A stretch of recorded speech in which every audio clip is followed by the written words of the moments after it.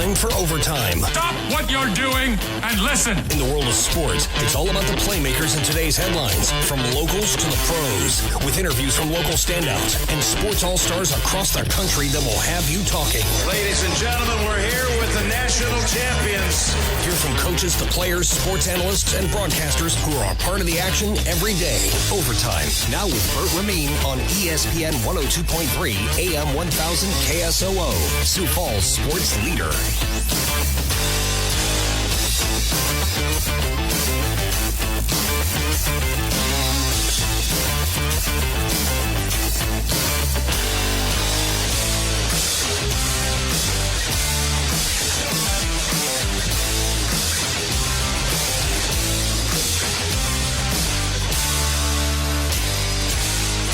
Welcome into the Thursday, May 9th edition of Overtime. It's early and it's a short show today, just 90 minutes. We got Minnesota Twins pregame coming up at 11:30. First pitch from Target Field is set for 12:10 as the Minnesota Twins got a win yesterday, looking to take the 4-game series 3-1 if they can get by the Mariners today. It's an early game today. Again, 12:10 the start time.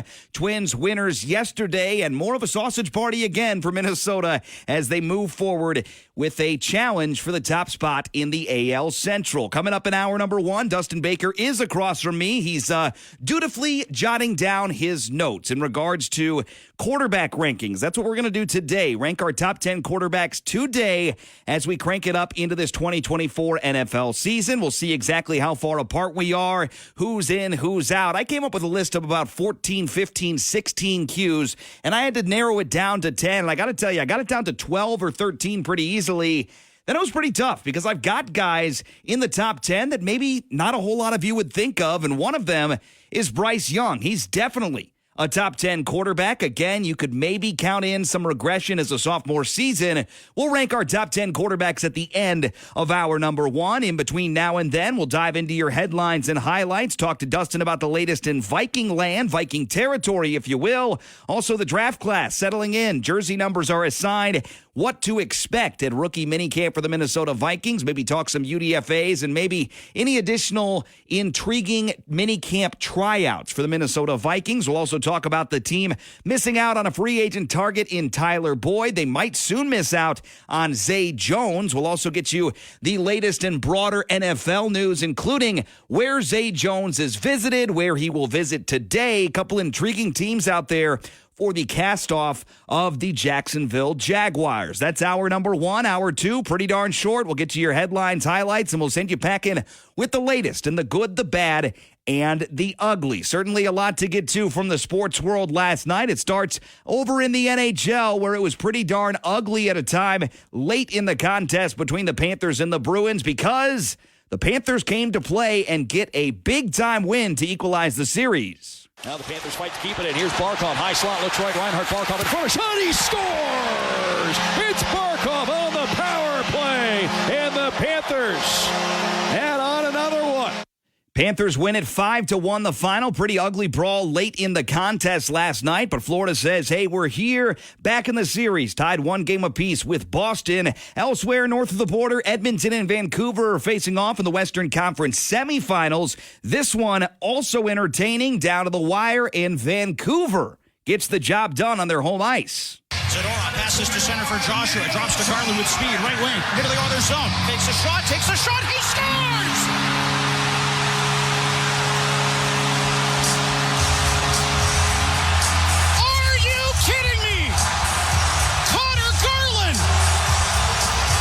With a complete fake out of Stuart Skinner, gives the Canucks the lead.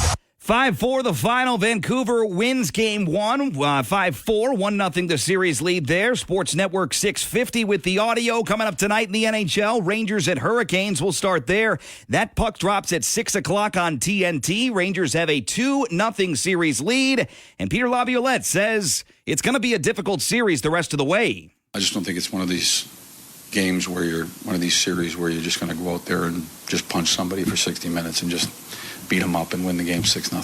So it's going to go back and forth, and you're going to have to be able to handle that up and down. We'll go back and forth for sure. Rangers and Hurricanes from Raleigh, 6 o'clock on TNT. Again, Rangers lead that series 2-0. Game 2 tonight from Dallas as the Stars play host to the Avalanche. Colorado took Game 1 in come-from-behind fashion. Puck drop tonight at 8:30. And Colorado Avalanche coach Jared Bednar talks about the improvements that his team has made. Well, our forecheck's got to be better, and we got caught underneath the puck a number of times and gave up some odd man rushes. I thought our D did a nice job handling those odd man rushes and limiting their scoring chances, but too many dangerous situations for my liking is the first one.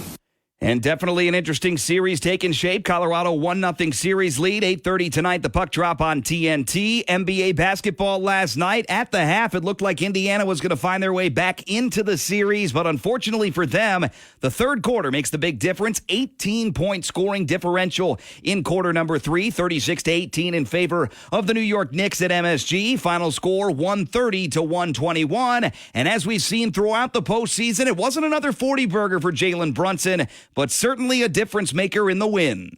Brunson one-on-one with Nembhard. Crosses over a couple of times. Spins in the paint. Floats it up. And in! Knicks lead by 8 with 41 seconds to go. Timeout, Indiana. And Indiana would need a timeout, and they'll look to get a couple wins on their home floor in Game 3 and Game 4. Knicks win last night 130-121. First things first, Tom Thibodeau says his team responded well to being down at the halftime break. I thought we started the game well. The end of the first didn't go as well as we would like. Then the second quarter was a problem, but I love the way we responded in the third and then the way we finished it out in the fourth. Certainly did a good job of finishing down the stretch. The second point differential, 15 points in favor of New York in a 130-121 victory last night. Indiana led by 10 at the break. Tonight in the NBA, Cavaliers at Celtics, Game 2, 6 o'clock on ESPN. Boston leads 1-0. Mavericks at Thunder, Game 2, 8:30 on ESPN. Thunder lead that series also 1-0. Rewind just a little bit back up to the Knicks and the Pacers. Rick Carlisle talking a lot about officiating. We'll get the official number of calls that they sent to the NBA league office because it is absurd what they sent following Game 1 and following Game 2. They didn't send anything in after Game 1. They said, okay, it'll get better. Game 2, from their vantage point, wasn't any better, and Carlisle says that small market teams are under attack and they deserve a chance. I can only go by what I saw. That's small beans compared to everything else. You know, small market teams deserve an equal shot. They deserve a fair shot, no matter where they're playing. And again, it's pretty darn difficult because I think that there are calls that could go both ways. And of course, when the coach complains about it, it's notable. And when a player complains about it, it's notable, and the fans will always gripe about calls. But Chris Canty says that Carlisle already making excuses for an eventuality of an end of the Pacers season. I hate that this is the agenda that Rick Carlisle is setting for his team going into Game 3 back in Indiana. Like, what he's saying is, hey, what you guys are doing is enough. The reason why we didn't get one of these two games, the reason why we didn't snatch home court early on in this series from the Knicks is not because you guys didn't defend well, which you didn't. It's because the referees gave us the old screw job. It's that old adage, excuses build monuments of nothing. Like, that's what it feels like Rick Carlisle is doing. He's laying the groundwork for his team to make excuses why they're going to come up short in round 2 against the New York Knicks. Certainly feels that way. Chris Canty on Sportsmanlike this morning. Again, that Game 3 coming your way later on this week. But tonight in the NBA, Cavs at Celtics, 6 o'clock. Mavericks at Thunder, 8:30. Both of those games televised on ESPN. Big news from the broad strokes of the NBA yesterday. Nikola Jokic, an MVP for the third time in his career and the third time in the last 4 seasons. To be honest, I liked the last year when I didn't get it, and then we won a championship. Much better.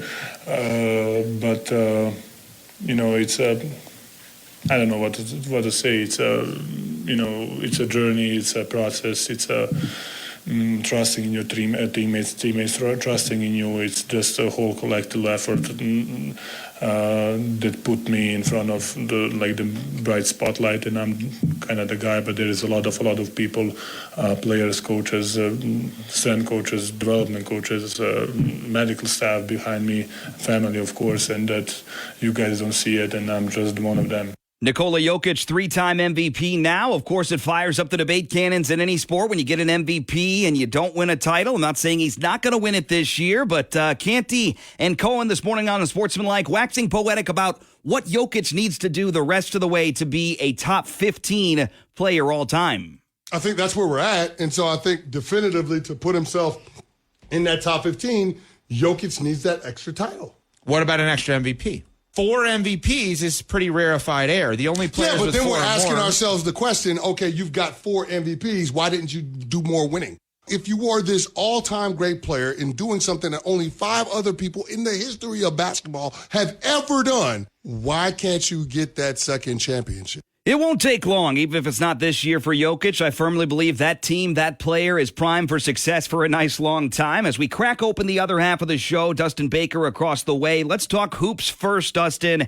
Interesting stuff out of the NBA these days. Jokic MVP. What say you about his resume? It's too early because it's like Mahomes. We can't really say, okay, Mahomes is the best ever right now, but certainly you look at the trajectory, he could be right up there with Brady and Montana. So from Jokic's perspective, what do you think about him? 3 MVPs, pretty darn impressive already for his career. Based on the unique caliber of his skill set and his size, yeah, I think when it's said and done, he can be classified as a top 15 player, assuming he stays healthy for the next 8 years or whatever. But the problem is the way we adjudicate NBA players is by championships. As a LeBron fan, I can tell you all about this. Mm-hmm. So if he only gets the one, they don't look that great this year, especially right now. My goodness, the Wolves have him by the throat. Does anybody really put Charles Barkley or Karl Malone in the top 15 of all time? I mean, you can make a case for that based on their skill set. So I think if Jokic is stuck with only one, he won't be put in the top 15. But if he can get at least a second, maybe a third by in the next 8 to 10 years, yeah, then he can make the case. But in order for the GOAT debate to be valid or relevant to any NBA player, as a LeBron James enthusiast, you have to have those championships. Otherwise, folks won't even talk to you. Let's talk a little bit about the changing of the guard in the Western Conference, because I think this is pretty darn fun, man. I really do. See an OKC, I think they'll win the series, move on to the Western Conference Finals. I think Minnesota will get it done, although I do think that I'm expecting Denver to punch back either Game 3 or Game 4 with a win and make it interesting and make Minnesota earn it down the stretch. How fun is this for you? I know LeBron's out, but certainly cool changing of the guard in the NBA. Yeah, the Timberwolves are like my secondary team, if you want to call it that. It's been so fun to be a LeBron guy for these 20-plus years. And then usually during a season, the Timberwolves are irrelevant. But now the roles are reversed. The Lakers were jettisoned too quickly from the postseason, so I can pivot kind of almost like a bandwagoner to the Timberwolves. I think that's kind of weird is the second round, all of these games are kind of blah when they're all said and done. Like they're not being decided within the very final moments of the fourth quarter. So I'm hoping that some of them get competitive for the viewing experience. The problem for the Nuggets right now is it's not that the Timberwolves got lucky in those 2 games. They crushed them and they looked dominant, and they did the second game without Rudy Gobert, who was at the birth of his child. So if you're the Nuggets, you got to be like, what can we actually do here? Now they're going back to Minnesota. And so I would be severely panicked if I'm a Nuggets team. Yeah, they might be able to win on Friday night or win that next game. But this Timberwolves team isn't like a typical Minnesota sports team where we get really excited just because they're kind of good. The Timberwolves, I've said on your show now about a dozen times, they play outstanding defense, and they're the real deal. Absolutely true. And when it comes to the NBA right now, everybody wants to talk about this year, but you're talking about staying power and windows. The Lakers, obviously, their window is completely up in the air. Who knows what LeBron is going to do and what that team looks like next year and in 2025, 2026. But you talk about OKC. They've got the young team. They've got a really good team and an extraordinarily deep team right now. The Timberwolves are deep. They're a little older than OKC. Their window appears to be open. Is there a chance, though, that we could see if Denver loses this series back to Jokic, is their window closing in Denver, or you leave it open because of Jokic and Murray? They would probably use the remainder of the summer to get hungry all over again. That team, I could tell you from watching these Lakers series, that team is really good and really clutch. It's this that somehow the Timberwolves feel like a buzzsaw. The other interesting note on the Thunder is they're not done. They also just have this bevy of draft picks that they've masterfully accumulated over the last, 4 or 5 years. So it's not like they have done the Los Angeles Rams thing where they're all in. They happen to have this based on how they planned, and it's only going to get better in OKC. The problem with the Lakers, I sincerely hope that LeBron examines free agency and tries out like going back to the Cavs, for instance, or going to New York. My paranoia about the Lakers is that they'll find their way to get their third star, but it's just going to be like the Suns. Like, who cares? I'm coming to learn at my age 40 that those super teams, they really only work when you're young and hungry. Yeah. I think the Suns proved emphatically, last week, it really doesn't matter if you have, Kevin Durant in his 30s and then, Bradley Beal's still kind of young. Like, if you just smush together three good guys who can score, that doesn't mean anything unless they're in the prime of their career. And that's kind of interesting, too. You look at Milwaukee. Milwaukee's in a similar boat. Dame and Giannis obviously battled injuries, inconsistency, coaching issues, everything. That was a disappointing team as well. Over to the Eastern Conference quickly. Is it the Knicks and Celtics for you? And who do you like coming out and representing the East in the finals? The Celtics are going to win the championship. I'm usually not like a big prognosticator about the Celtics doing righteous things, but they are so good. We were on this show, was it in February, when I brought up that notoriously good 40-60 stat, where if you get through 60 games of the regular season, there's this rule that whichever teams have 40 wins or more are almost a lock to get to the postseason. At that time, it was the Timberwolves, Thunder, Nuggets, and Celtics. And it looks really genuine in terms of a stat right now. I believe I predicted the Celtics over the Nuggets. Now that doesn't look quite as good. So I really think the Timberwolves can get to the finals, but this is the year for the Celtics because of two things. Kristaps Porzingis, if he comes back, he stayed healthy for most of the regular season, and he is such a sweet addition to that team. And then Drew Holiday is there for the chemistry and the defense. Before, it always just kind of felt like it was Tatum and Brown doing this, Lillard and who's the dude on the Pelicans? Zion? No, the guard. McCollum? McCollum, yeah. It always felt like it was Blazers, two guards, both have to have the ball at all times. But when they added Kristaps and Drew Holiday, it really changed everything. It's kind of interesting for Boston, too, because you look at Drew Holiday. He represents, of course, a long history with the Milwaukee Bucks, who are out early. And then Kristaps, if he plays and it's the Knicks next round, wouldn't that be pretty darn sweet to see that revenge tour and the New York fans rolling their eyes at a potential lost icon of that city of the past? Lastly, on the NBA, the Minnesota Timberwolves do have a realistic path and a good chance to win it all this year. What is Minnesota going to be like if it's the Timberwolves, the team that finally gets over the hump and wins a title for that city or pair of cities? Ecstatic. It's about damn time. I tell this story sometimes. When I was a kid, I was 8 years old, just turned 8. What drew me into sports forever was the 1991 World Series when the Minnesota Twins won it, especially Game 6 when Kirby Puckett hit the game winner. And I had no idea that would be the last championship that any Minnesota team would win. So it was kind of a curse. I don't think I had anything to do with it. But we are, if only for math and probability, some Minnesota team is due to win some championship. Now, kudos to the Lynx for winning it quite frequently. On the men's side, though, it's got to be some team sometime. And I think it's probably a year premature to assume the Timberwolves can do the whole thing. But all of this, especially getting to the finals and maybe even winning it, comes down to how consistently Anthony Edwards is ready to be a killer at all times. A lot of times youngsters like him, 22, they blow up and they have great games, and then sometimes they'll kind of disappear because they're not quite that mature yet. Whenever the day arrives that Edwards is the guy in every single playoff game, then he can start to effectuate that path as the face of the league, and I think it'll be good enough this year to get them at least to the finals. All right, so Timberwolves in 5, 6, or 7 against the Nuggets. I assume you're picking them. What's the overall game number for you? How confident are you in a quick exit for Denver? I don't think there's any way they get swept. I would say because the Timberwolves have, if this series was 1-1, I would not be that confident. Because it's 2-0, I will say the Timberwolves in 6. Timberwolves in 6. You heard it here first. Dustin Baker of Vikings territory in for his usual hour number 1 on a Thursday. We're an hour earlier than usual, on at 10, off at 11:30, making way for the Minnesota Twins pregame. When we come back, the latest news you need to know from the Minnesota Vikings. The draft class is settling in. Numbers have been doled out. Free agent wide receivers are flying off the board. Zay Jones has a new visit. We'll dive into some bigger NFL news and everything you need to know from Vikings territory. That's coming up next on this Thursday edition of Overtime.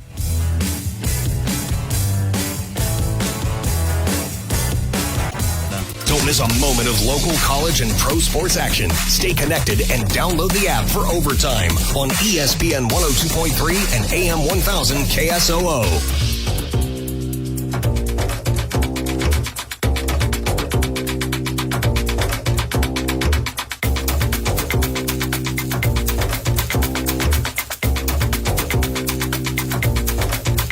Right back with you. It is the Thursday edition of Overtime. Thanks so much, as always, for tuning us in, being a part of the show. You can always weigh in, 605-362-3776. Dustin Baker, our authority on all things Minnesota Vikings, joins us in studio for an hour each and every Thursday, barring vacation, barring a canceled show, which we never like to do. But Dustin's here once again today. Let's talk Vikings. Let's talk the latest there. What do fans need to know this week? I know the number announcement was last week, but official this week for all the rookies that got into camp and everything like that. When is rookie minicamp? What do we need to know about Minnesota these days? All right, I'm going to save the WR3 speech until a couple minutes from now when we talk about Tyler Boyd. Yep. Notably in the past 7 days since I last joined you, there's been more credible steam about J.J. McCarthy being a contender to start out of the gate. Paul Allen from KFan, the voice of the Vikings, he said on his show on Monday that he's starting to believe in it based on what he's heard. Now, normally, I would just be like, well, everybody wants the guy to start. It'd be sweet if he's just like C.J. Stroud. But realistically, what are we doing here, people? It sounds like that behind the scenes that is more of an option than I thought, or I think that fans thought, mainly because the guy's only 21, just turned 21, and then Sam Darnold was signed for handsome QB2 money. When the dust settles, I still believe Sam Darnold will start, but the tide is turning ever so slightly that I think we were so ingrained in this Drake May phenomenon, me especially, that this guy's going to have to watch and learn because he's raw. J.J. McCarthy isn't like that. He's younger, but he isn't like that where you have to sit him for a year. So keep that in mind, Vikings fans, that though the Vegas front runner to start in week one is Darnold, it's not a total long shot for McCarthy to get in there. There's also 45 new jersey numbers for the Vikings. That's how many new players that they've welcomed, if you can believe that, between the draft, undrafted free agency, and regular free agency. So let's see here. Shaq Griffin is going to wear, what is he? He's their new cornerback. He's going to be number 1. Pretty much everybody that is new has a new jersey number. Dallas Turner is going to wear Josh Dobbs's 15. Of course, J.J. McCarthy got his 9 from Michigan. So jersey numbers were a big thing. Ivan Pace took over the number 0. Tristan Jackson took Kirk Cousins' number 8. So jersey numbers, that was another thing that came out this week. There's a little bit more of a TJ Hawkinson update. Every time we hear about him, it's good news that he's progressing well after that nasty hit from Detroit Lions safety Kirby Joseph. Yep. But the thing with Hawkinson is I'm pretty certain that the Vikings believe this year is a conduit to get to 2025. I don't know too many Vikings fans that think, hey, this is going to be the year that they finally win a Super Bowl. So I don't know that Hawkinson will be rushed back into week 1 against whoever their opponent will be, which we'll talk about a week from now.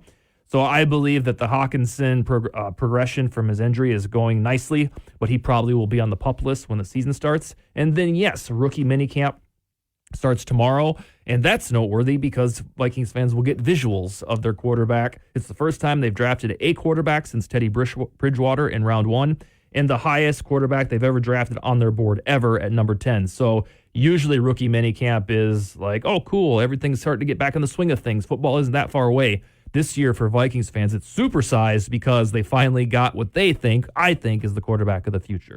It's exciting times for the Minnesota Vikings, and I want to rewind just a bit to the quarterback conversation. First things first, I think that a lot of fans and people and analysts will say, Darnold's going to start. Why else would you pay him $10 million? And I understand the price tag of it because he's probably, 3-4 times more expensive than J.J. McCarthy this year. But when it comes down to it, there's a couple factors in there. It's A, who gives us the best chance to win? And B, is the youngster ready? And if the youngster, J.J. McCarthy, is ready to go, it doesn't matter how much you're paying Sam Darnold unless you're paying him to be the starter, which you're not. You're paying him $10 million. That's not starter money. That's premier backup money. And I think that if J.J. McCarthy is ready, I think he'll be inserted into the game as soon as possible. Sam Darnold, before they had made any draft selection, whether it was May or McCarthy, I thought Darnold would get a month, maybe 6 weeks to be the guy. But now with J.J. McCarthy, it all depends on what they see in minicamp, what they see on the field, and then also how he studies, how he prepares, how he's absorbing information, how he learns the offense, that all comes into consideration there. So no, the price tag to me doesn't have anything to do with whether or not they start Darnold or start McCarthy. It's all about if McCarthy's ready, because Darnold is a veteran. You can plug and play. We saw with Baker Mayfield a couple years ago. He learned an offense or some semblance of an offense in 2 or 3 days and won a football game with the LA Rams. So it's McCarthy for me if he's ready. I still would say Darnold, but we'll wait and see. As we look at that McCarthy-ism, as we've said on the show before, if he ends up being the starter for 17 games this year, he goes the whole way. Play predict a little bit on his stats here and just have some fun with this. Do you look at a potential, hey, they're going to throw him into the fire and he'll throw 23 touchdowns and 20 picks? Or what's realistic for him this year? I think they're going to kind of lean into his strengths as a rookie, and that's the play-action game, I think. Yeah, so let's do that. Try that on for size. You really only want to start a rookie quarterback if the system is ready for him, if the weapons are dazzling. By the way, the defense is pretty good. And if this Vikings team isn't ready for that, then I don't know what Vikings team from Vikings history would be ready for that because of Justin Jefferson, Jordan Addison, the Flores defense. So if, by the way, Kevin O'Connell allegedly, according to ESPN, has this checklist of benchmarks that McCarthy has to hit this summer before he's ready to play. And so if we get lost in this, this flirtation that McCarthy will play, I would say get to January, the season's over. Hopefully they've got like a wild card playoff berth or something. I would say as a rookie in that offense, it's going to be pass heavy because that always, like, no matter what, they always get back to it with O'Connell. I would say about 3,400 yards. I think you nail it. About 23 touchdowns, 14, 15 picks. And that stat line, 12 years ago would be like, wow, we got a baller. But these days, that's kind of just average. Oh, yeah. So I'd say a 23-14 touchdown interception split. I don't think he tops 4,000 yards in year one. Gosh, that would be awesome. But no, and then that would likely translate to a Vikings record of about 6-11 or 7-10, which is what Teddy Bridgewater delivered 10 years ago. J.J. McCarthy played behind a nothing short of a premier offensive line in Ann Arbor with the Michigan Wolverines. I'm trying to look up his fumble numbers because, of course, with the rookie quarterback, that's as much of a concern as interceptions are, depending upon who you're looking at. Interceptions, you said 14, 15. Looking at fumbles and trying to find them here. I'll find them later, but regardless, that could be into play as well. I know the Vikings have a good to above average offensive line, but we will wait and see. Lastly, a couple weeks ago, we talked about needs on the roster. Guard is still there. Defensive tackle still there. Wide receiver 3. You said you had a tirade for us or a wide receiver 3 speech for us prepared. Tyler Boyd off the board. Odell Beckham Jr. is gone. Chase Claypool wouldn't have wanted him anyway, but he landed somewhere, as did DJ Chark. And now we got Zay Jones on the market. Tyler Boyd, though, lands with the Titans. Not the greatest fit, in my opinion. But anyways, he's off the market. Are you concerned at all with wide receiver 3, or are you just kind of resigned to Jalen Naylor, Trent Sherfield, or somebody else stepping into that role? As a matter of prediction, I am resigned to that fate for Powell, Sherfield, and Naylor. It's becoming evident to me that they like all of those guys or one of those guys, because you went through a draft 2 weeks ago that was one of the deepest for WR3 talent that we've seen in recent years. And let's face it, to be a WR3 isn't, that big of a deal in the NFL. You basically get 600, 650 yards and 5 touchdowns. Boom, you're a WR3. So that's why I say that this draft class was loaded with WR3s that could have got in rounds, 3, 4, 5, and 6. Vikings said, nope, we don't want any of them. They drafted 0. And then, as you mentioned, in the last week, the WR3 market is cooking with gas. Claypool, Beckham Jr., let's see, Chark, Boyd, and there was one other one. Oh, Allen Robinson today to the Giants. So if the Vikings wanted a WR3, they passed in the draft, and they've passed on the upper crust of WR3s. I still believe it would be sweet if the Vikings hedged the bet and got somebody who's guaranteed to be more productive than the Sherfield bet, if you will. So if you are a Vikings fan that agrees with me that would enjoy an additional WR3, this is the list, and I don't know if this is order of my preference or just how I think it would fit within the Vikings offense. It's Hunter Renfrow, Zay Jones, Michael Thomas, Marquez Valdez-Scantling, Mecole Hardman, Deontay Hardy, Sterling Shepard, Russell Gage, Julio Jones, and Marquise Goodwin. So there are about 10 to 12 guys still available. It's just that the ones that folks kind of know are off the board. Maybe they wait until the summer and figure out, oh, no, we don't have a WR3. We thought they'd be better than this. And then somebody's still available. But it doesn't seem like it's a priority to me because they would have done something by now. It's very interesting. And Trent Sherfield is a guy that some people think could be that player, but his stats, I just Googled him. I remember because fantasy football and otherwise, I thought he was a lot better and had some decent seasons. But career high for Trent Sherfield came in 2022 with Miami, 417 yards, 2 touchdowns. That's it for Sherfield. And over his career, still has yet to have 1,000 receiving yards over 6 seasons for Sherfield. So again, my bet is on Jalen Naylor because Brandon Powell is a known commodity. Jalen Naylor, still pretty young, could be something. So I feel like organizations always like to bet on the guys that they draft and they welcome into their organization. And I think Jalen Naylor probably will be the guy for that role in Minnesota. We're going to take the break, and when we come back, we're going to spend a little while next segment talking about an interesting situation on draft day out of the AFC East, and that involving the New England Patriots. We'll talk about that. We'll also talk about broader NFL news, some updates on Zay Jones, where he is visiting today. Could very well be the best landing spot for him and one that makes a ton of sense for one of the best teams in the National Football League. We'll also talk about Burrow being back and the top 10 quarterbacks for each of us by our purview for the 2024 NFL season. Does your QB make the cut? You'll have to stick around and listen. Overtime rolls along next right here on ESPN Sioux Falls.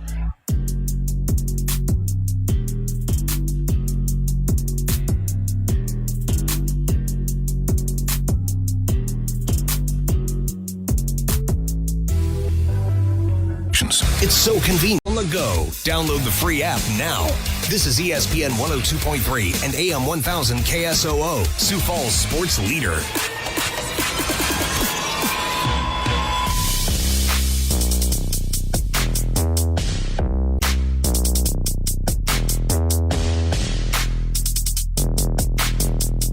Right back with you. It is the final segment of an early hour number 1 of Overtime on the air at 10 a.m. today. We're off the air at 11:30, making way for the Minnesota Twins pregame coverage from Target Field. Chris Atterbury and more on the call right here. 12:10 the start time. Mariners in for game number 4 of that series. Twins have taken 2 of the first 3, looking to win the series 3-1 with a win today. Broader NFL news now. Dustin Baker of Vikings territory in with us. Also, great show, Vikes Now on YouTube. Subscribe there. Vikes Now, the place to go. Broader NFL news. I got to get your take on this because I'm a fan of what he did, not in Oakland or not in Vegas to start his career, but in Jacksonville. I thought Zay Jones was an underrated, underappreciated guy there.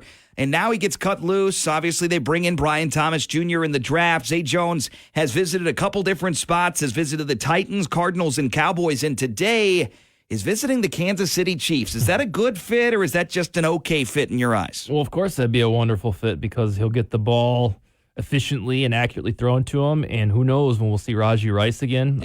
Zay Jones, the Jacksonville Jaguars went through an era where they had 5 guys that all had the same production. Fantasy football players could tell you about it. I would love the fit of Zay Jones in Kansas City. If he's going to be maximized, it could be there. Otherwise, it's cool that he's getting kind of a free agent world tour at this juncture, but that's how it goes when those big names, like we talked about the last segment, went off the board. So Zay Jones is off the board. We mentioned this briefly. You mentioned it in hour number 1. The New York Giants continue to add washed-up veteran receivers to their squad. Kenny Golladay, nightmares come to mind. He was still pretty young when he signed that deal. Very disappointing, but the Giants have signed free agent wide receiver Allen Robinson, former Bear, former Steeler, former everything. Robinson joins the Giants after 1 season with the Steelers, who released him back in early March in a cost-cutting move. Wide receiver room in New York gets a bit more crowded. The additions of Robinson and Malik Neighbors, and now on that roster, they've got Darius Slayton, Jalen Hyatt, second-year player, Wan'Dale Robinson, I think, is now a third-year player, and Isaiah Hodgins, who's probably been one of the better players in that room, who was an undrafted free agent. He re-signed earlier this offseason. It's kind of an addition here for Allen Robinson, but certainly just a room kind of similar to the Titans that if you add to it, it kind of makes it murkier and more average and doesn't really inspire confidence. So doesn't move the needle much, but the Giants have signed Allen Robinson. Lastly, here on broader NFL news, the New England Patriots are in an interesting spot. They said bye to Belichick. They had that weird roast moment where they kind of took a shot together, kind of avoided cheersing each other. Very awkward between Belichick and Kraft, but they're on to Gerard Mayo. And they certainly don't have a true blue general manager right now in New England. Pro Football Talk and NBC Sports reporting now that the Patriots are currently looking for a new person to run the football operations, whatever the title might be. That person will have the final say over the roster in the draft. But what about before the draft, notes the article. When PFT recently posed questions to the NFL about the Patriots search, a league spokesperson pointed to an article from Doug Kyed of the Boston Herald, which contains multiple facts attributed to the league via on-the-record communications. It looks like, apparently, that the New England Patriots draft, the final say on Drake May or trading down or otherwise, was initiated by the Kraft family, the ownership, which is not crazy far-fetched and unheard of. We saw, of course, the Carolina Panthers owner meddling in the draft day conversation last year. We've seen Jerry Jones been doing that since the start of time. But it's not a good sign to me that you're restarting. Everything's behind Mayo. You got Elliott Wolf, who should be the GM. He certainly has earned an opportunity with his time in the Packers and other organizations, the Browns and now the Patriots. Is this troublesome for you, or is this just the sign of a changing of the guard in New England? It's troublesome because ideally you would have wanted to lock this down with your new general manager, the guy with an official title, before the draft, because then he can be accountable for the post-Belichick era. But you kind of just had this hiatus of, 4 or 5 months? It's like, well, we'll just figure it out on the fly, and then we'll go hire the guy. You might recall when Belichick left and Kraft was at a press conference, somebody asked him about this, and he said, a general manager and a coach, that'd be a nightmare because somebody's going to have to blame the other when a pick doesn't work out. He said something to that effect, and I don't know if he felt the cold, hard reality that, you probably do have to have some structure. But when you told me about this right before the segment, I had a huge light bulb moment, because if the Kraft family was the one that pressed the button on May, well, all the folks I usually talk to in the Vikings realm who usually end up being right said that they thought the trade with New England would go through and they would get Drake May. And their intel was probably gathered from Kwesi Adolpho-Mensah's dealings with Elliott Wolf. Sure. And I would bet that Elliott Wolf probably leaned on the side of, you know what, we take these 3 first-rounders from Minnesota because that activates every trade calculator there is. We're going to win that deal. And so the hints that would have come out of that, it sounds like, they're gonna accept that deal, and therefore filter down to me is that they're going to be a trade with the Patriots and the Vikings will get Drake May. It makes all the sense in the world that the Crafts might have kiboshed that and said, you know what, we're going to play it safe. We're just going to go ahead and take Drake May, and then, by the way, we'll hire a new general manager in a couple months. It makes sense that they had that instability, which led to the deconstruction of a would-be Vikings trade for Drake May. It's pretty interesting, too, because you got to think about it this way. Elliott Wolf is new to the organization. Gerard Mayo's new to his role as the head coach. The Kraft family has had to sit through the post-Tom Brady era, which included Cam Newton, Jarrett Stidham, Brian Hoyer, and, of course, Mac Jones, Bailey Zappi, and now Jacoby Brissett. And I think that if anyone's getting impatient here and says, let's just draft a darn quarterback, it's got to be the Kraft family. So do I think the pick was wrong? No, but certainly the options are this. Do you draft a quarterback that many regard as good and elite talent and needs time on a roster that certainly isn't ready to go to the playoffs anytime soon? Mm-hmm. Or do you kick and punt down the road and say, hey, we're going to get the picks we need for next year after this Jacoby Brissett, Bailey Zappi year we're about to see, and then we can draft our quarterback? It feels like this was pretty impatient, and that's why the signs point to the Kraft family being involved. But that's an interesting point, though, and I don't think we'll ever really find that out, at least not the next 5-10 years, about the Vikings, who made the decision. Also, the Giants were looking to trade up to that spot, and I think the Patriots may have initially thought about, and from Elliott Wolf and Gerard Mayo and everyone involved, we could be interested, and then the owner opens up the door and says, hey, not so fast, my friend, the old Lee Corso, and changes the narrative. Lastly here, Joe Burrow is back in the fold, reportedly looking good. Wrist surgery. He's had all sorts of injuries throughout his career. The Bengals have struggled to protect him at times. Last year, kind of an unceremonious exit following a delayed start to the season for Burrow. Browning looked okay, but Burrow back in the saddle. I'm very excited for him to be back. I hope he can stay healthy, because when he's healthy, he's in my top 3 quarterbacks in the NFL. What say you about Burrow and where the Bengals are this year? They're in an interesting spot in the AFC. Yeah, they're still a powerhouse. They have all of the weapons. The defense is decent. And then with Burrow back, they can be right there in the mix. It'll be one of the more, when I think back of the 2023 NFL season, one of the more long-lasting images in my brain was Burrow trying to pick up the football and then I think screaming the F word when he couldn't clutch it or throw it or whatever it was. And I felt bad for him at the time. The Bengals, they'll do what they do every year. They're going to start 2-3 or something. We're going to be like, maybe they're not quite as good, and they're going to win 6 in a row, and they'll be right there, assuming Burrow's healthy in January. And they're due. I think every team that has a monsters of rock quarterback like Burrow and then Josh Allen, they should get a crack at the pie and get to the Super Bowl. It just comes down to whether or not the Chiefs are going to really make this thing utterly dynastic.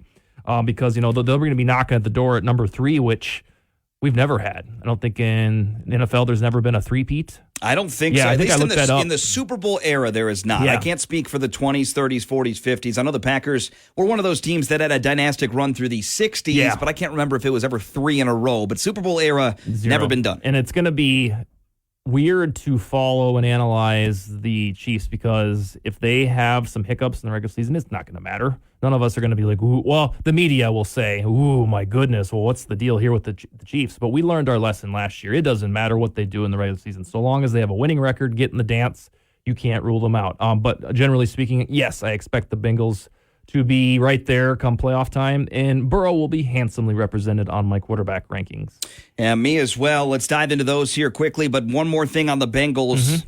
I think that has to be one of the organizations that is far exceeding expectations and far exceeding the way that they generally have treated their players in the past. We've heard the Carson Palmer stories, other players' stories about them being a little bit cheaper than the average NFL team. Trey Hendrickson has requested a trade, pass rusher there, really good defensive player, and T. Higgins' future up in the air. So this year, this window for the Bengals feels pretty darn important there in Cincinnati. Number 1 quarterbacks heading into 2024, Patrick Mahomes is the obvious one, but go ahead. Are we going to start at the top? You want to start at the top or the bottom? Usually I do all my stuff at the bottom. Let's do that. Mahomes suspense. is number 1. Yeah, okay, that's not suspenseful. We'll start at number 10. I'm going to let you go first because I got a funny one for number 10. All right, my caveat here is I need to see a body of work before I throw guys like Brock Purdy and Jordan Love into the top 10. So folks are going to be a little miffed that I don't have Brock Purdy in there. Number 10 for me is Kyler Murray. I love what I see from him when he's healthy, when he's engaged, and I think the Cardinals will be a surprise story this year and maybe win 8 games or so. Murray has the talent to be great, and I'm going to have him at number 10 on this list. So I'm a little bit more gracious with the body of work stuff, but I'll tell you this, Jordan Love at number 10, but he's sharing the spot with Aaron Rodgers. Oh, yeah. Because I really, of course, Rodgers has the pedigree when he's healthy, when he's on, when he's got weapons and protection.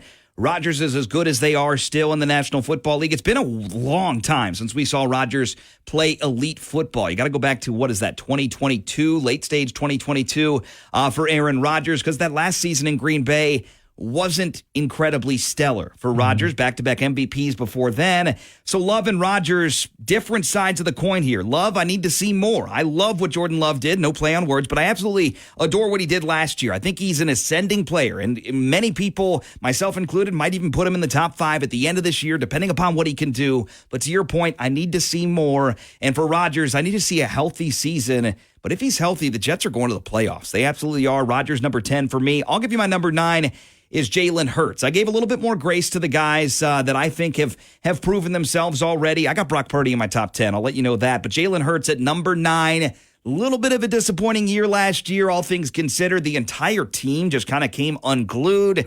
I still think that he's a good quarterback, has the legs, has the arm, has the smarts. Jalen Hurts, number 9 for me. My criteria for this, to explain this next guy, is if I'm watching the divisional round of the postseason, which quarterback do I trust? That's how I formulate my top 10 rankings, and specifically, in the second half of the game when they're down by 10 points, who do I trust? So I have Matthew Stafford here. Might feel a little bit like a lifetime achievement, but he is a guy that if given the ball in that situation I just described, I would trust him to the tune of number 9 in my power rankings. Matthew Stafford's a really good pick. He was one of those guys that I was crossing out at the very last second. Dak Prescott, number 8 for me. He, at times, looks like a top 5, top 4 guy, and then you get to the playoffs, you get to the bright lights, the injury concerns, other things like that. Dak is right there, a fit around 8. Another guy that didn't make my list that's comparable, certainly worse than Dak is Tua. I've got Dak at number 8 on my quarterback power ranking. I have Jalen Hurts at number 8. That collapse by the Eagles last year was so weird. They went from a powerhouse to just dysfunctional. I do like Hurts as a top 8 guy because of his dual threat.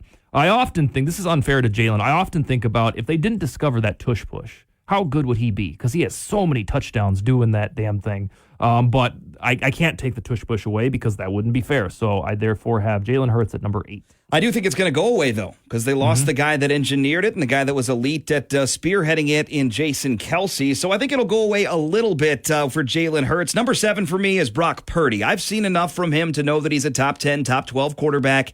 I would put him at number 7 because of the consistency that he's had. He's had that one really bad game in his career. That was the Christmas game and the 4 interceptions in the first half to the loss to the Ravens.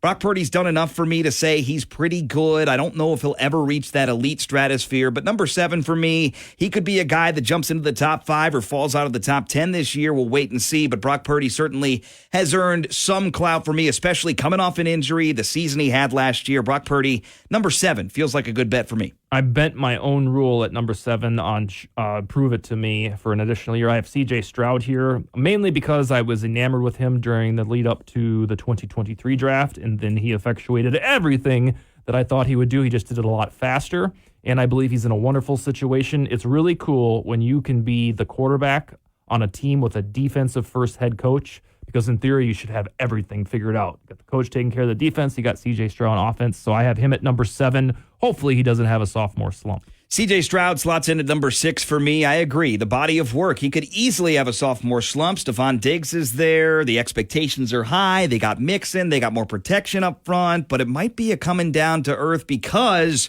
when we saw Cam Newton have a really great rookie year and throw for a zillion yards and run for a zillion touchdowns, and it gets the lightning in the bottle like that, sometimes it takes a little bit of time for defensive coordinators and film to come out and them to really study and say, okay, we need to do this differently against this guy. Here's how we're going to attack this guy this year.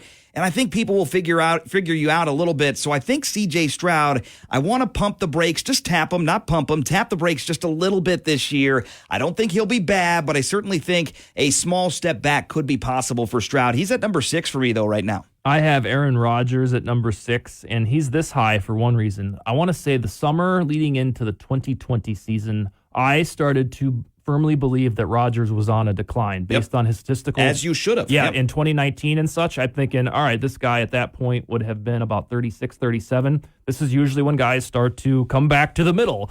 But then he went and won 2 MVPs. So the last time I counted this guy out and thought, oh, he's going to be washed, I was proven wrong. I think last year, every game I watched for the Jets, I smirked and was like, this team really, all they need is a quarterback. They were right. And so I think the Rodgers thing in New York will work this year to the tune of him as the 6th best quarterback. So I think we have the same top 5, judging upon who's off the board. Let's go just quickly here. I'll go give my top 5. Herbert at number 5. I got Lamar Jackson reigning MVP at number 4. This might be a little bit of a shakeup. I got Josh Allen at 3. Normally, he'd be at number 2, but Joe Burrow, I love what he does when he's healthy. He's my number 2. Mahomes, number 1. Is that different or the same as yours? Almost identical. I will say at number 5, Lamar Jackson really let me down in the AFC Championship. That performance from him and his team was very pedestrian, and I'm starting to wonder if he is one of those guys that really doesn't throw outside the numbers very well and therefore cannot win a Super Bowl. But still, he's a top 5 guy because of all of his dual threat. Number 4 is Justin Herbert. Number 3 is also Josh Allen. The only reason he is below Burrow for me is because he's just like Favre, and he gets really risky at times, and he gets away with it because he's so damn lovable. That's what we did for Favre for that long, and that's what we do for Josh Allen. Number 2 is Joe Burrow, and then number 1, indisputably, and about 10 notches above all of the rest, is Patrick Mahomes. All right, before we go to break and talk to you next week on the next Thursday edition of Overtime, Mahomes is number 1. What quarterback on your list? You could say number 2, number 3, whatever. What quarterback on your list is most likely to be number 1 this time next year? So Mahomes would have to take a step back, and somebody else would probably have to win an MVP and a Super Bowl. Who's most likely to do that in your eyes out of your top 10? Yeah, it would have to be like a huge injury for Mahomes, and then we're all, I guess, just lonesome for him. Number 2 on my list would be, if John Harbaugh wasn't the coach in Los Angeles, because we know they're going to want to run it more, it'd probably be Herbert. But no, Joe Burrow with a healthy season, if somehow the Chiefs are undone by injury or otherwise, Bengals win the Super Bowl, Burrow is all the rage at this time next year. Hey, I think so too. That's exactly where I was going to go. Burrow with the most to gain and has consistently proven he's the only guy that can really take down Mahomes head to head. Certainly a lot of news this week, probably more next week. We'll be breaking down the Vikings schedule this time next week. Schedule release on Wednesday night of next week. We'll break it all down for you Thursday and Friday next week on Overtime. That's Dustin Baker of VikingsTerritory.com. Have a great week, my friend, and we'll talk to you next week. Absolutely. We'll see you then. All right, that's Dustin Baker. Vikes now on YouTube, VikingsTerritory.com. You can find him personally at Dust Baker on Twitter. We take the break, back with your headlines, highlights, and more when more of Overtime rolls along next on ESPN Sioux Falls.